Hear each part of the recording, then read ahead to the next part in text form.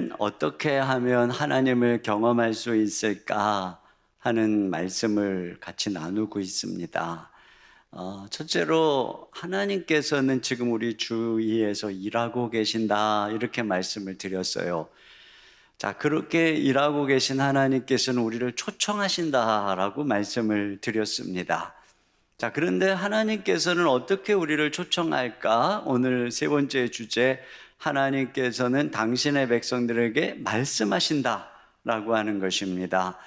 자, 성경에 나타나는 우리 하나님은 말씀하시는 하나님이죠. 아담에게 말씀하시고, 아브라함에게 말씀하시고, 모세에게 말을 걸어 오시는 하나님이십니다. 오늘 본문에도 목자이신 주님께서 그의 양떼들을 향해서 뭐라고 하는가 한번 보세요. 3절입니다. 시작. 문지기는 그를 위하여 문을 열고 양은 그의 음성을 듣나니 그가 자기 양의 이름을 각각 불러 인도하여 내느니라. 네, 양의 이름을 부르고 또 양은 그분의 음성을 들어요. 또 4절도 봅니다. 시작. 자기 양을 다 내놓은 후에 앞서가면 양들이 그의 음성을 아는 고로 따라오되. 네, 하나님은 말씀하시고 우리는 그 음성을 들어요. 그리고 하나님을 따라가는 존재가 바로 우리 그리스도인인 것이죠. 그리고 우리가 그 음성을 듣고 순종할 때 비로소 하나님을 경험하게 되는 것입니다. 자, 그런 면에서 오늘 과연 우리는 어떻게 하나님의 말씀을 들을 수 있을까? 즉, 먼저 어떻게 하나님은 말씀하실까 하는 것입니다. 첫째로 하나님께서는 성경을 통해서 말씀하십니다. 성경은 하나님의 도덕적인 뜻을 우리에게 알려주셔요. 그래서 성경을 통해서 우리는 우리가 해야 되거나 하지 말아야 되는 분명한 기준을 발견하게 되는 것이고, 이런 성경에 하나님이 계시한 분명한 도덕적인 뜻은 우리 마음대로 바꾸거나 타협하거나 또는 변질시킬 수가 없어요. 왜 우리가 교회에서 자꾸 동성애에 대해서 반대할까요? 성경은 동성애가 어떤 유전적인 문제나 성적인 취향의 문제가 아니라 순리를 뒤집은 영리의 타락한 삶이다라고 말하기 때문에 그렇습니다. 물론 이 시대에는 동성애가 유전적인 문제고 성적인 취향이고 그런 취향을 가진 소수를 차별하는 것은 문제다라고 이야기를 합니다. 근데 여러분, 우리가 이 시대가 이야기하는 그러한 생각들을 말씀에 비추어서 거부하든지 아니면 그들의 말처럼 이 성경은 그저 아주 오래된 옛날의 윤리를 얘기하는 고대문서 취급을 하든지 우리는 지금 그러한 선택의 기로에 있는 것이죠. 언론이나 정치인들은 차별금지법이나 학생인권 조례가 소수의 인권을 위한 차원인 것이지 기독교계가 우려하는 그런 일들은 일어나지 않는다, 교회가 과잉 반응을 하는 것이다, 이렇게 이야기를 하고 있지만 실제로 선진국가에서, 서구 국가에서 차별 금지법을 통과시켜서 일어나고 있는 일들을 보고 있으면 지금 그런 언론에서 떠드는 말들이 전부 회유책이라고 하는 것을 알게 되는 것이에요. 금주간에도 제가 복음과 도시 그 세미나에서 함께 나누면서 어느 목사님이 하신 말씀인데요. 네덜란드를 이 목사님 암스테르담을 방문했을 때 마침 퀴어 축제가 거기서 벌어지고 있었다고 합니다. 자, 서구 유럽의 도시들을 방문하면 종종 이제 퀴어 축제라고 이렇게 맞닥뜨리는 경우들이 많아요. 저도 도시에서 그런 일들을 몇 번 본 적이 있습니다. 그러면 온 도시가 그야말로 그냥 축제예요. 마치 그 퀴어 행렬하는 분들이 무슨 영웅들의 개선 행진이라도 하는 것처럼 온 시민들이 환호를 합니다. 그러다 보니까 트래픽이 확 막힐 수밖에 없어요. 그래서 이 목사님이 이제 택시를 타고 이동을 하는데 마침 그 택시 기사가 나이지리아에서 이민 온 분이었어요. 근데 이제 얘기를 하다가 이분이 목사님인 것을 안 그 택시 기사가 하소연을 하는 겁니다. 자기가 아이의 신앙과 교육을 위해서 이 네덜란드로 이민을 왔는데 후회하고 있다는 거예요. 아이를 학교에서 이런 그 잘못된 성평등과 또 여러 가지 인권에 대한 반기독교적인 가치관을 가지고 지도를 하는데 자기가 어떻게 손을 쓸 수가 없어서 차라리 나이지리아에 있었다면 훨씬 이 아이들 교육에 좋았을 거라고 하면서 눈물을 흘리더라는 것입니다. 이게 지금 바로 뭐 서구 인권이 앞서가고 있다라고 하는 서구, 다른 거는 우리가 배워야 될지 몰라요. 그러나 바로 이 성적인 문제, 동성애의 문제, 성평등의 문제에 대해서는 심각한 이런 압박으로 다가오고 있는 거예요. 그러니까 인권으로 포장해서 그럴싸하게 이야기한다고 해도 그 속에 하나님의 명백한 기준을 벗어나는 것은 우리가 받아들이면 안 됩니다. 그것은 곧 이 사회의 뚝이 무너지는 것이고 재앙을 초래하는 것이기 때문에 그런 것입니다. 또 성경에는 하나님의 성품을 계시해 주고 있어요. 하나님께서는 당신은 무슨 형상이나 우상을 통해서 드러내는 것이 아니라 말씀을 통해서 하나님이 어떤 분인지를 계시하고 있는 것입니다. 그래서 우리는 성경을 통해서 하나님께서 당신의 아들을 우리 죄를 위해서 죽이시기까지 죄를 미워하는 거룩한 분이고 공의로운 하나님인 것을 알 수 있으며, 우리 대신에 당신의 아들을 내어주시기까지 우리를 그렇게 사랑하시는 하나님이라고 하는 사실을 알게 되는 것입니다. 여러분, 우리가 어떤 사람의 성품을 잘 알면 내가 하는 행동이 그 사람이 좋아하는지 싫어할지를 우리가 다 분별할 수 있게 되는 것이죠. 마찬가지예요. 우리가 하나님의 성품을 잘 알게 되면은 지금 우리가 선택하고 결정하는 것이 하나님의 뜻인지 아닌지 대부분 분별하게 되는 것입니다. 오늘날 많은 문제들은 사람들이 성경에 나타나는 하나님의 성품을 제대로 이해하지 못하고 그냥 인간적으로 그냥 자기 수준에서 생각하는 거예요. 하나님의 사랑이시라면은 뭐 이렇게까지 지옥을 만들고 이렇게 할 필요가 하시겠느냐라고는 그런 식의 생각들을 가게 되는 것입니다. 그런 면에서 여러분, 우리가 성경을 통해서 하나님을 알아가야 돼요. 우리가 성경을 단지 무슨 도덕이나 윤리적인 뜻을 보는 그런 도덕책이 아니라 성경에 나타나는 이 모든 말씀은 하나님, 우리를 창조하신 하나님 그 분을 드러내는 것입니다. 그러니까 성경책은 무슨 도덕적 기준, 그러면 그것은 아주 오래된 옛 고대문서일 수 있겠죠. 그러나 성경은 하나님 자신이 어떤 분인가 하는 것을 우리에게 나타내 주고 있어요. 그래서 우리는 이 말씀을 대할 때마다 성령님의 조명 아래서 말씀을 통해 하나님을 알고 하나님을 닮아가야 되는 것입니다. 12세기의 수사인 귀고라고 하는 분이 이런 얘기를 했어요. 오 주님, 당신께서 나를 위하여 성경에 떡을 떼시는 동안 나는 당신을 알게 되었습니다. 당신을 알면 알수록 더욱더 당신을 알고 싶습니다. 이제는 문자라는 껍질을 통해서가 아니라 경험으로 알기를 원합니다. 이 성경을 하나님은 떡처럼 우리에게 먹여주시는 거예요. 그렇게 함으로 말미암아 성령 안에서, 성령의 은혜 가운데서 이 말씀을 볼 때에 우리는 하나님의 어떤 분인지 그 영광스러운 그 분의 존전 앞에 나가게 되고 그분을 닮아가게 되는 것이에요. 그때 우리는 알게 되는 거죠. 다 분별하게 되는 것입니다. 또 성경은 과거에 하나님께서 이 역사 속에서 말씀하신 기록입니다. 어떤 한 사람이 굴 속에 들어가서 오랫동안 도 닦으면서 받아 쓴 또는 깨달은 그런 교훈집이 아니라 역사의 정황 속에서 나타난 하나님의 사건 또는 하나님의 가르침에 대한 기록인 것입니다. 그러므로 이 말씀은 단순히 오늘날 우리에게 어떤 교훈집이 아니라 오늘 우리의 삶의 역사, 정황 속에서 적용되는 말씀인 거예요. 이 말씀의 모든 부분들은 그와 같이 우리의 삶 속에서, 이 시대 속에서 일하시는 하나님과 연결되는 것입니다.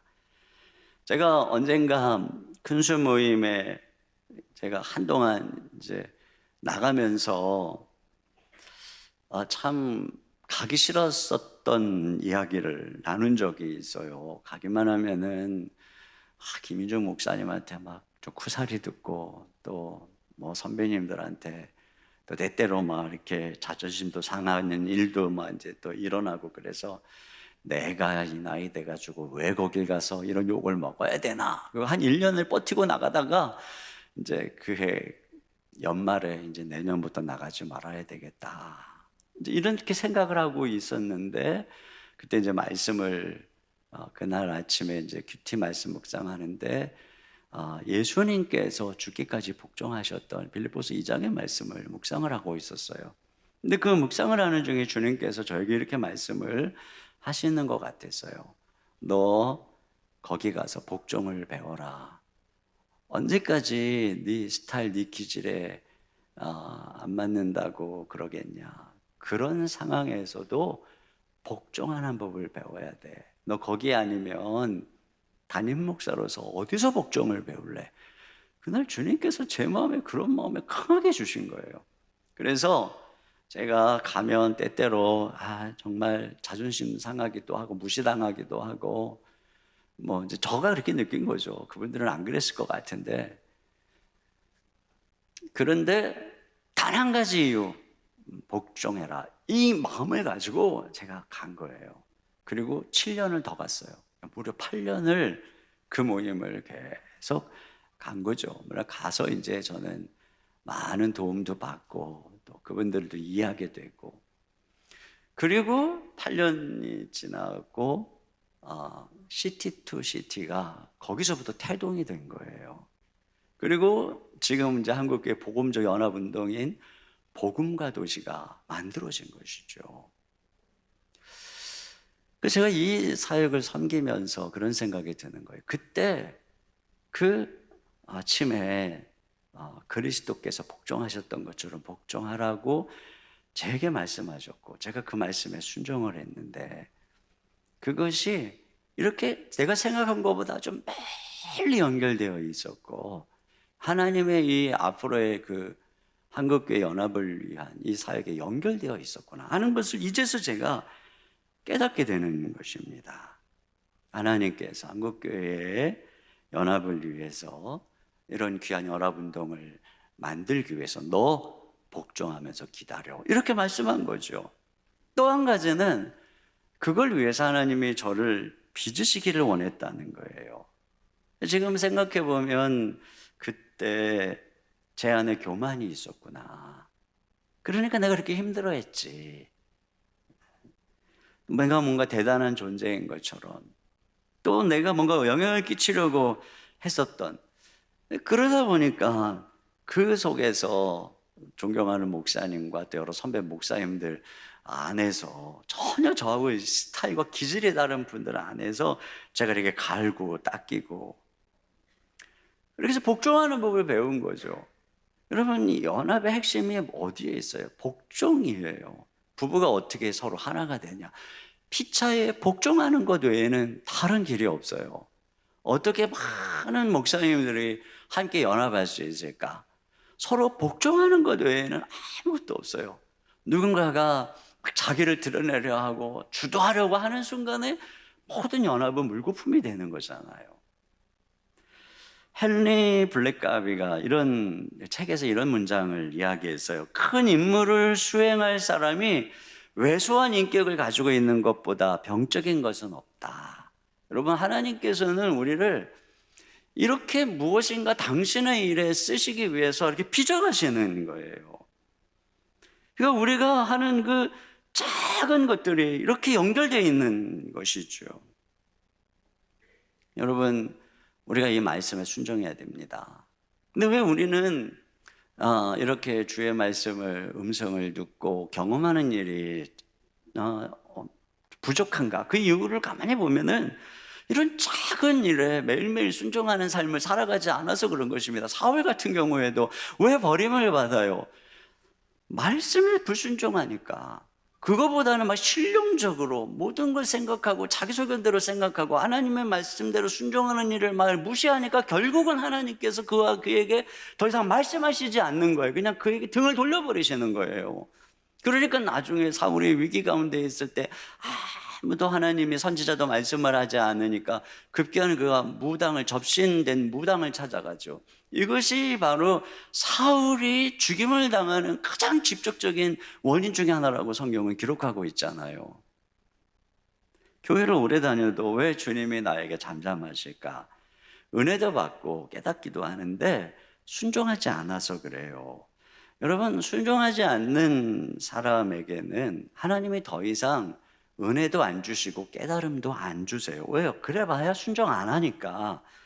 교회를 오래 다니는 분들 중에 보면 이렇게 은혜를 못 받는 분들이 의외로 많아요. 그러다가 그 말씀도 잘 안 들리고, 그러다 인생에 어려운 문제가 생기면 답답하니까 점장이 찾아가고 무당 찾아가고 이렇게 패망의 길로 걸어가는 경우들을 종종 보게 되는 것이에요. 말씀을 듣지만 말고 말씀을 행하고 순종해야 됩니다. 두 번째로, 하나님께서는 기도를 통해서 말씀하십니다. 우리의 인생에는 성경이 말해주지 않는 수많은 선택과 수많은 기로에 놓여 있어요. 그때 우리는 기도해야 합니다. 명백하게 그건 하나님 뜻 아니구나, 도덕적으로 이렇게 분별할 수 있는 거 해야죠. 그러나 모를 때 기도해야 되는 것입니다. 그러면 기도할 때 하나님께서 우리의 마음에 감동을 하시든지 어떤 환경을 열어주시든지 막아주시든지 이런 상황들을 보여주시는 것이에요. 자, 그런데 기도를 통해서 하나님 인도를 받으려면 먼저 내 마음속에 하나님의 뜻을, 내 뜻을 내려놔야 됩니다. 내 마음에 내 뜻을. 우리가 기도할 때 정한 뜻이 있잖아요. 그러면 기도하러 가서 자꾸 하나님을 조종하려고 할 뿐 아니라 우리 자신의 자기 확신만 더해지는 경우가 많아요. 그런데 먼저 하나님께 어떤 것을 구할 때 내 뜻을 내려놓는, 하나님이 내 뜻과 반대되는 어떤 말씀을 하셔도 내가 순종하겠다는 이런 태도를 가질 때 드디어 하나님께서 우리에게 말씀하기 시작하는 것입니다.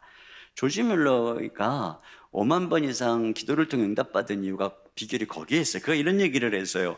제일 먼저 저는 하고자 하는 일에 대하여 제 마음에 한치라도 자신의 뜻이 남아있지 않은 상태가 되길 구합니다.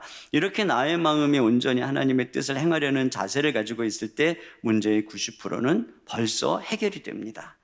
왜? 이게 중요한 것이에요. 이렇게 마음의 주권을 하나님께 내려놓고 기도하는 것, 그때 하나님께서 말씀을 하세요. 우리는 종종 하나님, 저도 누구처럼 저를 통해 일하시는 하나님을 경험하고 싶습니다, 이렇게 기도를 해요. 그런데 정작 하나님께서 뜻을 보여주시고 말씀하실 때에는 자기 주장을 얘기하고 자기 뜻을 얘기하고, 여러분, 만약에 주인이 종에게 뭘 시켰는데 자꾸 종이 자기 다른 뜻을 얘기하고 자꾸 이런 핑계를 대고 그러면 주인이 어떻게 하겠어요? 혼쭐을 내주든지 더 이상 그 종에게 말하지 않든지 그 종에게 일을 시키지 않을 거예요. 우리가 자꾸 하나님을 조종하려고만 하고 내 뜻을 고집하면 하나님은 우리에게 말씀하시지 않는 것입니다. 자, 그런데 우리가 하나님께 순종하려고 하면 하나님은 우리가 기도할 때 마음의 소원을 주십니다. 빌립보서 2장 13절 같이 봅니다. 시작. 너희 안에서 행하시는 이는 하나님이시니 자기의 기쁘신 뜻을 위하여 너희에게 소원을 두고 행하게 하시나니. 네, 여기에 마음에 소원을 두고 행하신다라고 말씀을 하고 있어요. 이 부분에 대해서 헨리 블랙가비가 그 책에서 참 재미있는 예화를 이야기합니다. 그분의 큰 아들 리처드가 6살 때 이제 자전거를 탈 때가 됐다고 생각을 해서 아버지가 그 아이 생일 선물로 슈윈 자전거를, 슈윈 자전거가 뭔지 몰랐는데 슈윈 자전거를 사서 차고에 이제 넣어둔 거예요. 그리고서는 생일이 다가오는데 아이에게, 얘야, 너 이제 자전거를 배워야 되는데 자전거 중에 진짜 좋은 자전거가 뭔 줄 알아? 슈인 자전거야. 그러면서 그 가게 앞에도 가보고 보여주기도 하고, 그러면서 아이의 마음에 소원이 잔뜩 부풀리게 한 거예요. 그러니까 급기야 아이가 자기 생일 선물로 아빠에게 슈인 자전거를 사달라고 요청을 한 거예요. 그러니 이미 사다 놓은 거를 그 아이에게 건네준 거죠. 근데 하나님이 이와 같다는 거예요. 성령님께서는 우리가 기도할 때 하나님의 뜻을 아세요. 하나님의 차고에 우리를 향해 뭐가 준비되어 있는지 성령님이 아신다는 겁니다. 그래서 우리가 기도를 하면 성령님께서 자꾸 하나님이 예비하신 그 뜻을, 마음의 소원을 불어넣어 주셔서 우리를 하여금 기도하게 하신다는 겁니다. 그러면 우리가 그 마음에 성령님이 주신 소원을 따라서 기도하면 그게 응답되는 것이죠. 여러분, 우리가 기도할 때 그런 경우 있잖아요. 자꾸 어떤 기도를 하게 되는, 다른 기도를 하려고 무릎을 꿇었는데 자꾸 그거보다는 다른 어떤 기도를 성령께서 생각나게 하시고, 또는 그 기도를 할 때 또 기도를 자꾸 성령께서 깊이 깊이 끌어가실 때가 있어요. 그건 뭐냐? 하나님께서 거기에 예비하신 뜻이 있다는 거예요. 예비하신 선물이 있다는 거예요. 그리로 지금 초청하고 있는 거죠. 그럴 때는 계속 기도하셔야 돼요. 그러면 무엇인가 인생에 뜻하지 않은 그런 놀라운 하나님의 일들을 발견하게 되는 것이에요. 세 번째로, 하나님은 교회를 통해서 말씀하십니다. 여러분, 교회는 그리스도의 몸이라고 이야기하죠. 만약에 여기에 몸은 없고 영혼만 와 있다면, 누군가 있다면 그분은 죽은 분이에요. 여러분, 이처럼 그리스도께서 천상에만 계시고 이 땅에 몸인 교회가 없다면 그 나라나 그 동네에서 그리스도는 존재하지 않는 죽은 분과 같아요. 그리스도는 몸인 교회를 통해서 이 땅에 살아계심을 보여주시는 것입니다. 따라서 교회는 공동체적으로 가시적으로 이 땅에 존재함으로 그리스도의 몸이 되는 것입니다.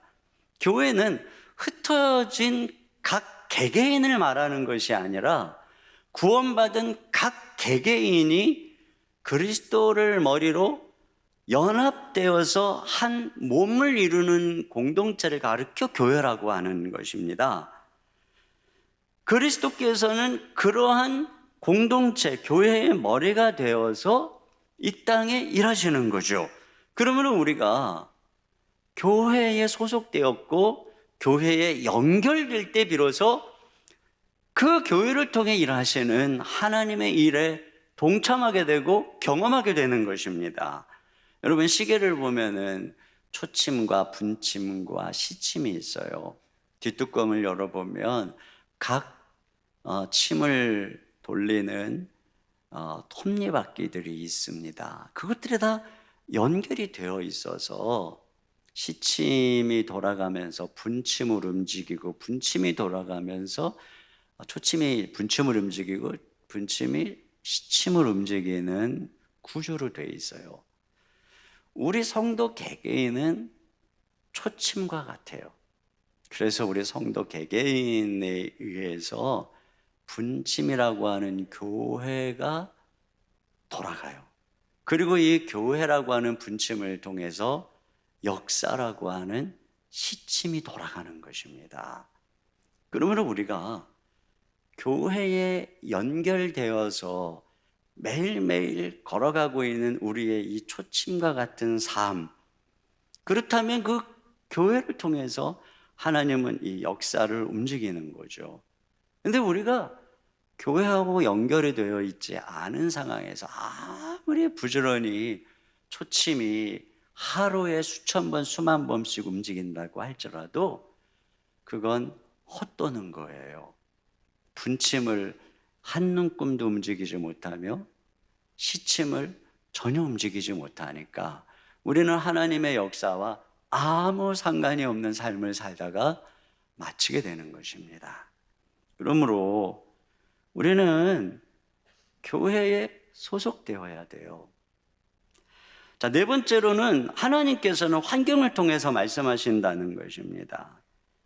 우리가 말씀과 기도와 또 교회라고 하는 울타리 안에서 순종하는 삶을 살아가게 되면 하나님께서는 우리의 삶에 문을 열기도 하고 닫기도 하시고 하나님이 주도하셔서 우리의 걸음을 환경을 통해 인도하시는 것을 경험하게 됩니다. 물론 환경을 통해서 하나님 일하실 때 언제나 이 말씀, 기도, 교회의 울타리 안에서 환경을 해석해야 된다는 것, 이거 꼭 기억해야 됩니다. 여러분, 요나가 다시스로 하나님 말씀 안 듣고 도망갈 때 마침 다시스로 가는 배를 만났어요. 그러니까 환경의 문이 열렸다고 옳다 하나님의 뜻이다 이렇게 말할 수 없어요. 하나님 말씀의 기준에서 봤을 때 그런 지금 불순종하고 있는 거잖아요. 그러니까 이 세 가지 울타리에서 벗어난다면 그 환경은 우리가 신뢰할 것이 못 돼요. 그러나 이 세 가지 울타리 안에서 하나님의 이 환경은 굉장히 중요한 하나님 말씀하는 통로가 되는 것입니다. 그러므로 여러분이 항상 환경을 가지고 하나님의 뜻을 분별하고 할 때는 이 세 가지 울타리로 점검해야 돼요. 말씀의 도덕적인 또 하나님의 성품에 벗어나지 않는가. 둘째, 기도할 때 내 안에 참된 평강과 또 성령의 이끄심이 느껴지는가. 세 번째, 이것이 공동체에서 지지받으며 공동체를 향한 하나님의 뜻과 섭리와 연결되고 있는가. 이 세 가지 시금석을 가지고 여러분의 환경을 판단해 봐야 되는 것입니다. 자, 이러한 울타리 속에서 우리가 지금 공히 겪고 있는 환경이 바로 코로나19죠. 우리는 지난 1년여 동안 이 코로나19를 통해서 하나님이 무슨 말씀을 우리에게 주고 있는지 많은 고민을 하며 여기까지 달려왔어요. 자, 이제 이 코로나19의 막바지 상황에서 하나님께서는 도대체 이 역사 속에서 이 환경 속에서 무슨 말씀을 하시는 것인가를 정리해 볼 필요가 있습니다. 역사학자들은 지금이 제2의 추계 시대다 이런 얘기를 합니다. 추계 시대라고 하는 말은 기원전 900년에서 300년 사이의 기간을 가리켜서 이렇게 이야기를 해요. 근데 그 시기가 엄청난 어떤 전쟁, 제국들의 어떤 흥망성쇠 속에서의 전쟁, 내전, 혼란, 전염병 이런 것들로 인해서 큰 고통과 또 어려움이 올 때, 그때 어떤 일이 있었느냐면은 정신사적으로 큰 발전이 있었다는 겁니다. 그래서 중국에는 이 시기에 공자, 묵자, 노자가 활동을 하고, 저 그리스에서는 아테네에서는 소크라테스, 또 아리스토텔레스, 플라톤이 활동을 하고, 또 이스라엘에서는 바로 이 시기에 에스겔, 이사야, 예레미야가 활동을 했던 시기라는 거죠. 그래서 이 정신사적인 문명이 그때처럼 역사 속에 발전하고 그 이후에 그것을 따라잡은 시기가 없다라고 이야기를 합니다. 그런데 지금이 제2의 추계 시대라는 거예요. 왜냐? 지금이 인류와 지구가 멸망을 향해 달려가고 있는 엄청난 시점이라는 거예요. 그래서 러시아의 푸틴, 중국의 시진핑, 그리고 미국의 트럼프의 등장, 이걸 통해서 자국 이기주의, 또 민족주의가 부활하고 신냉전이 출현하고, 그러면서 서로 언제 일촉즉발의 전쟁이 일어날지 모르는데 북한이나 이란 같은 변수들을 통해서 이 땅은 점점 핵 전쟁으로 삽시간에 망할 수 있는 위기 앞에 놓여 있을 뿐 아니라 점점 환경 기후 재앙으로, 그리고 이 코로나19는 그 기후가 인류에게 가져다 주는 재앙을 지금 그대로 맛보게 하고 있기 때문에 지금 이 시점에 인류가 제2의 추계 시대로 정신적 각성, 변화를 통해서 새로워지지 않으면 지금 달려가고 있는 이 멸망의 시계를 멈출 수 없다. 이 멸망의 수레바퀴를 멈출 수 없다는 거예요. 지금이 그런 시대를 우리가 살고 있다는 거죠. 그런 면에서 교회는 얼마나 중요한 시점을 살고 있느냐는 겁니다. 그렇다면 코로나19가 우리 교회에게 주는 메시지가 무엇인가를 한 번 더 정리할 필요가 있는데, 첫째로는 교회의 공공성을 다시 인식하는 계기가 되었다는 거예요. 우리가 공인이라고 하는 말을 하죠. 공적인 책무를 가진 사람, 공무원이나 정치가 등을 가리키는 용어인데, 요즘에는 사회적으로 영향력이 많은 종교 지도자나 연예인이나 스포츠 스타나 방송인이나 이런 분들을 가리켜서 공인이다 이렇게 이야기를 합니다. 공인이라고 하는 이유는 그들은 일반인하고는 다르게 무거운 도덕적 책무가 있다라고 하는 것이죠. 그래서 음주운전을 하다가 걸리거나, 또는 과거 초등학교 시절에 왕따하고 아이들을 괴롭힌 것까지 다 들추어내서 자격 시비를 운운하고 있는 것이 바로 요즘의 시대입니다.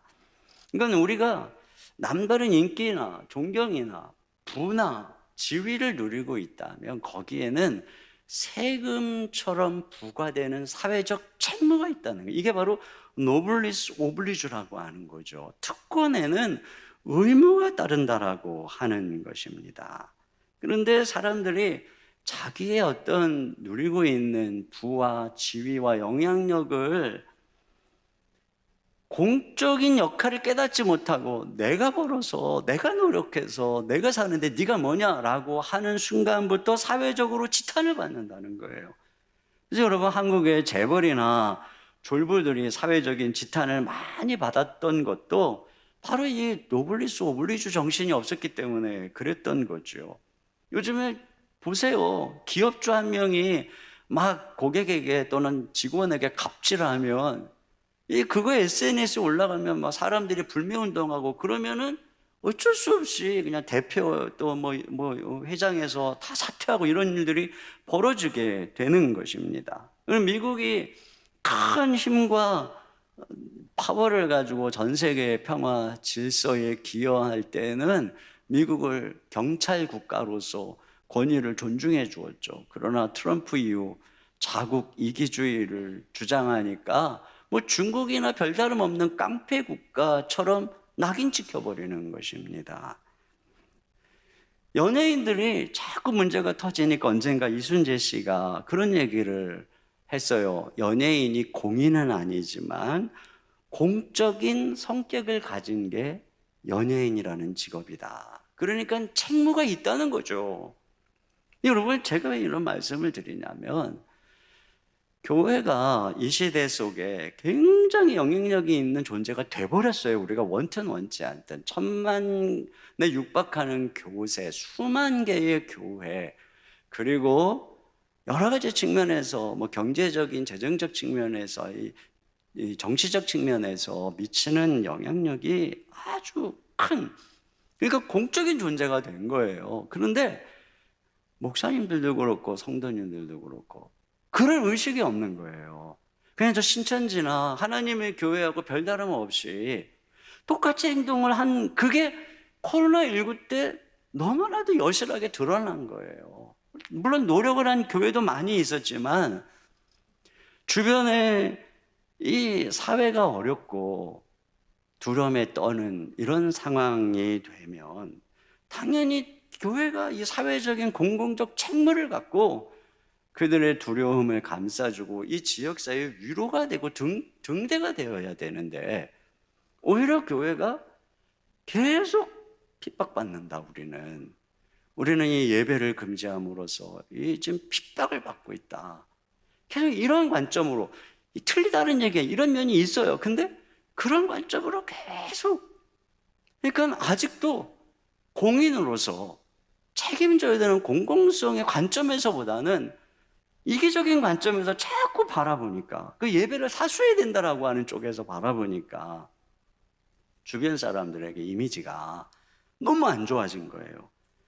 그래서 비신자들이 코로나19 상황에서 바람직한 종교의 모습을 보인 게 어디냐 그랬더니 1위가 불교 33.9%, 2위가 카톨릭 24.6%, 근데 개신교는 0.8%만이 코로나19 기간 동안에 바람직했다라고 응답을 한 거예요.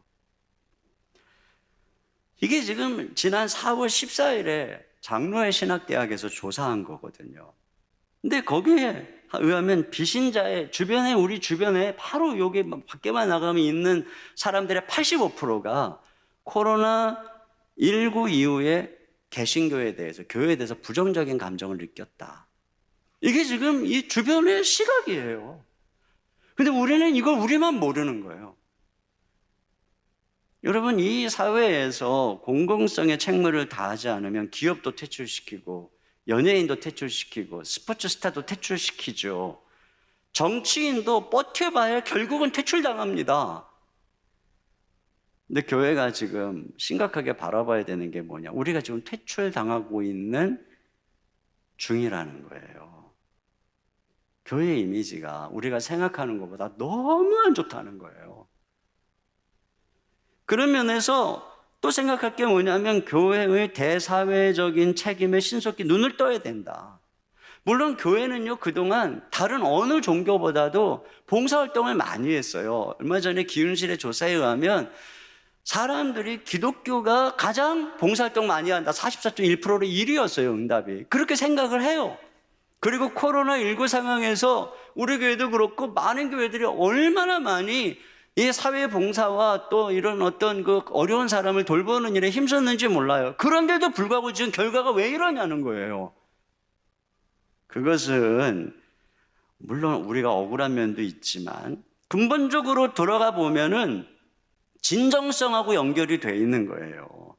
우리가 행한 이웃사랑의 실천이 정말 이웃을 사랑해서인지 아니면 이미지 쇄신용인지 아니면 자신들을 교회로 이끌어들이는 낚시 미끼용인지 이걸 의심받고 있다는 겁니다. 물론 이런 착한 행실이 기독교 역사 속에서 보면 사람들로 마음을 열게 하는 게 사실이에요. 그래서 복음을 듣게 하는 것이죠. 그러나 그 착한 행실은 그들의 미끼가 아니고 어떤 외모가 아니라 본성이었어요. 그래서 사도행전 2장에 거듭난 사람들이 유무상통하는 그런 삶을 보고 구원받는 숫자가 더했던 것이 사실입니다. 기독교 사회학자인 로드니 스타크가 기독교 승리의 발자취, 그러니까 기독교의 역사 속에서 왜 승리했는가 그 발자취를 사회학적으로 살펴봤어요. 그랬더니 뭐냐? 특히 로마 시대 같은 경우에는 이 여성이나 사회학자였던 영아들이나 여기에 특별한 돌봄이 있었다는 거예요. 당시의 여성들 같은 경우에는 그 조혼, 아주 어린 나이에 그냥 팔려가고 결혼하고, 그런데 타 일반 사람들은 한 20% 정도가 여자들이 12살 이전에 결혼을 했다면 그리스도인들은 13세 이전에 결혼한 비율이 7%고 18세 넘어 결혼한 비율이 48%였다라고 하는 조사가 있다는 거죠. 그리고 이 당시에 아이를 낳으면 부모가 죽여도 법적으로 아무 책임이 없었던 시대여서 남자아이를 낳으면 살려두고 여자아이를 낳으면 죽여라. 이게 로마 시대의 공경한 의사들이었다는 겁니다. 그러다 보니까 로마 시대에 여아 100명당 남자아이 131명의 비율이었는데 교회만 남녀의 비율이 비슷할 뿐 아니라 여성 차별을 하지 않고 보호해 주니까 여성들이 더 압도적으로 많았다는 거예요. 이런 것들, 또 주후 251년에 로마 주교의 편지에 의하면은 당시 로마에 있는 교회가 무려 1,500명에 달하는 과부와 어려운 사람들을 돕고 있었다는 거예요. 그래서 폴 존슨이라는 학자가 뭐라고 얘기를 했냐면 사회적 부조가 취약했던 상황의 로마 제국에서 그리스도인들은 소규모 복지 국가를 운영하는 셈이다. 이런 이야기를 했어요. 이게 바로 기독교가 승리한 이유라는 거예요. 사람들은 옳은 말을 듣는 게 아니라 자기가 좋아하는 사람의 말을 듣잖아요. 그러니까 초대교회는 사람들에게 호감을 주는, 그래서 그들이 도대체 어떤 사람인데 이런 삶을 사는가 하고 소망의 이유를 묻는, 그래서 소망의 이유를 묻는 자들에게 대답할 것을 예비하는 거, 이게 전도라고 그랬어요, 초대교회에. 근데 우리는 지금 어때요? 묻기는커녕 지금 비호감, 아예 다가올까봐 아예 처음부터 그냥 방어를 하는 이런 상황이잖아요. 사실 한국교회가 이렇게 부흥하기까지 가난하고 병들고 힘들고 외로울 때 교회가 치유하고 그들을 깨우쳐주고 도와주고 위로해주고, 그래서 한국교회가 이렇게 된 거예요.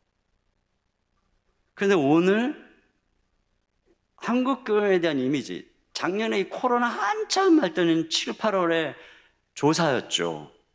개신교에 대한 이미지에 대해서 타 종교는 따뜻하고 온화한 이미지라는 게 대부분 대답이었거든요. 그런데 개신교는 뭐냐? 거리를 두고 싶다가 1위예요. 32.3%, 사기꾼 같다가 29.1%, 이중적에다가 30.3%, 이기적에다가 27.3%. 너무 심각한 거죠. 이건 무슨 지금 역사적으로 기독교 시대가 기울어서가 아니에요. 부흥하는 데는 엄청나게 부흥하고 있죠. 여전히 주님은 통치하고 있는 그리스도의 시대예요. 문제는 우리의 문제라는 겁니다.